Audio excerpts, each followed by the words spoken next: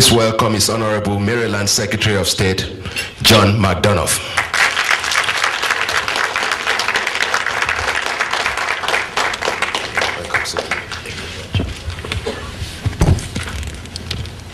Thank you very much, Dr. Lobaduto. My name is John McDonough, and I am the Secretary of State. The next thing I'm always asked is, what is it exactly the Secretary of State does? And the answer is whatever the governor asks him to do. And what the governor has asked me to do this evening is to come here and represent him and Lieutenant Governor Anthony Brown at the Be a Savior banquet for the Save Our Souls Foundation. And I'm particularly pleased to be here. Just recently, we celebrated a National Day of Remembrance with September 11th, and President Obama suggested that be celebrated through a day of service. And that day of service emphasized the importance of nonprofits in addressing the significant social problems not only facing the United States but facing the world. And that's particularly appropriate that this dinner occurs very soon after that, because that is exactly the mission that is set forth with this foundation and with the funds raised here this evening. This is an effort through nonprofit in conjunction with what government and private enterprise can do to address serious social issues in both Africa and in the United States. In the inner cities of the United States, where you have many children affected by the issues of inadequate education, inadequate social services, and health care, and in Africa as well. And as Secretary of State, I'm particularly pleased to be asked to speak because international matters do fall under my purview, and we are pleased in Maryland to have a burgeoning relationship with the continent of Africa. Maryland historically shares a relationship with Liberia. Liberia actually has Maryland County as well as Bong County, with which we have established a sister states relationship.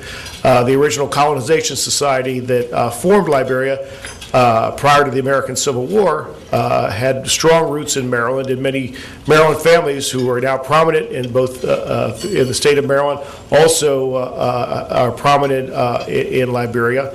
And our sister state relationship just began right after the Civil War, which ravaged that country. And we are engaged in a number of activities through our sister state relationship to be of assistance. And most recently, I'm quite proud that of Dr. Sharon Pender and our Liberia Committee, which is similar to you, a largely volunteer committee that the state works with to establish the sister state relationship, who received a Bill and Melinda Gates Foundation grant to render assistance in Liberia. That is not the only relationship we are pursuing with the sub-Saharan Africa. As you know, many of you are familiar with it. The governor recently formed the Maryland Commission on African American Affairs, and that is Africans who are immigrants and now reside in Maryland. And one of the priorities of that commission is to establish a relationship with Ebonyi County in Nigeria as well. So we're actively beginning that process to establish an additional sister state relationship in Africa. And I was speaking earlier with the representative from County Executive Leggett. Montgomery County is attempting to establish sister city relationships in the African subcontinent, and as are a number of local jurisdictions, both at the county and the municipal level in Maryland. So Maryland, although a small state in the United States, has a growing relationship with the continent. In fact, my home county of Prince George's County, in fact, you have a proclamation from my county executive along with Jack Johnson, along with County Executive Leggett, has traveled often to Africa, and Prince George's County has established a number of relationships, including with the Bafokeng Kingdom in Africa. So through the commission, which was just recently formed, through the New American Initiatives, which addresses the issues of new Americans in Maryland, that although he addressed them in a humorous vein, that Edwin was touching upon, the issues of new immigrants who have extensive education but are relegated to jobs far less than their capacity because of cultural and language barriers. And this transcends, African immigrants to Hispanic to ones from all parts of the world. And we're both privileged in Maryland to have immigrants from all over the country, particularly in this Washington metropolitan regional area. As anyone has often remarked, in some of the elementary schools of both Montgomery County and Prince George's County, as much as 100 different native languages may be spoken. That's a daunting obstacle to education, but it's also a great opportunity to learn from each other and to profit from diversity.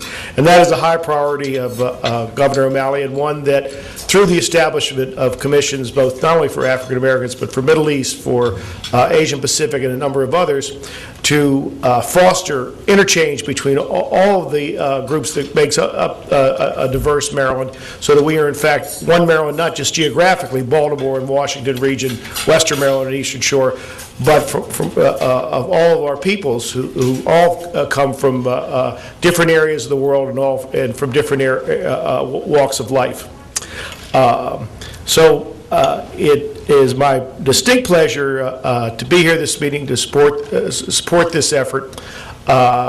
Actually, President Obama was at the University of Maryland just a few days ago, and Governor O'Malley was there, as well as a number of other officials from the state of Maryland. And earlier, he was remarking on, come to the front, about the size of the room.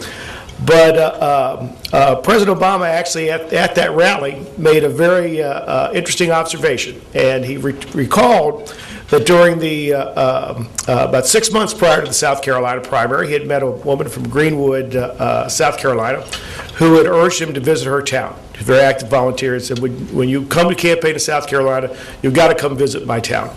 So President Obama recalled that the day came when he had to go there, and he had a long day the night before, and as he was going to bed around almost 1 o'clock in the morning, his staff informed him, they asked what was up for the next day, that he had to get up at 6 o'clock in the morning, drive 150 miles to go to Greenwood.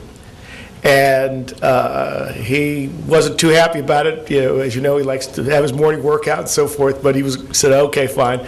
So he gets up at 5 o'clock to get ready to leave. It's pouring rain. He opens the New York Times, and there's an article about some gaffe in the campaign and creating a difficult issue for him. So as he pointed out, he was surly, it was raining, and he had to drive